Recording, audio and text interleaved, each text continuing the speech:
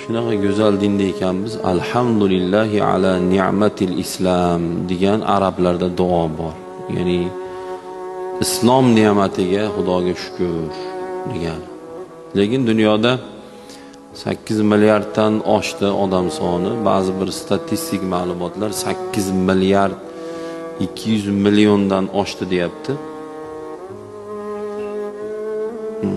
Lekin shuncha odamning ichida 2,5 milliard odamda iymon bor xolos.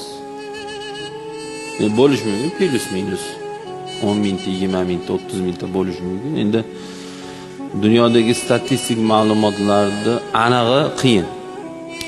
Xudoga shukr, nariga 5,5 milliard atrofidagi qavmdan qilmaganiga shukrda. O'ylab qo'rqib ketasiz odam, agar o'shnaqa otadan, o'shnaqa onadan tug'ilganimizda o'sha ota-onamizni dinida bo'lardik-da endi. Xudo saqlasin.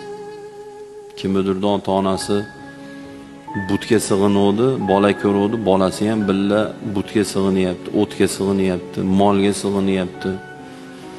Qaysidir farzand ota-onasi ateist, ya'ni Xudoni yo'q deydi. Yo'q, sig'inish degan narsa yo'q. U butga ham sig'inmaydi, Xudoga ham sig'inmaydi. Shunaqa sig'inish degan narsa yo'q deydi. Xudosizlar.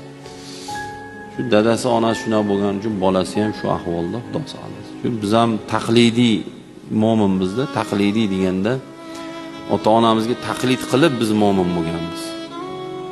Birorta odam o'zi aqli bilan Xudoni topib yo Injil, Tavrot, Zabur, Qur'onni o'qib turib, yo Qur'on haq ekan deb topmaganda ichimizda birortamiz. Hammamiz shu ota-onamiz o'tganlarni rahmatiga olsin, hayotinglarni salomat qilsin. Yoshligidan Alloh deb qo'ying, Alloh bitta deb qo'ying, amin qilib qo'ying, la ilaha illalloh deb qo'ying deb o'rgatib, endi katta bo'lib qarasak, musulmon ekanmizda. Alhamdulillah, Xudoga shukr. Bu taqlidiy iymon ham iymon.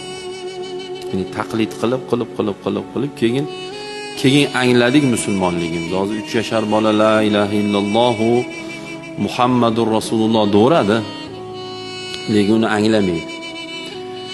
1 yoshar bolaga refleks qilib odat qilsa bo'ladi. Alloh bitta deb qo'yin desa, bunday qiladi. Biz mana shuni o'rgatganmiz bolalarimizga.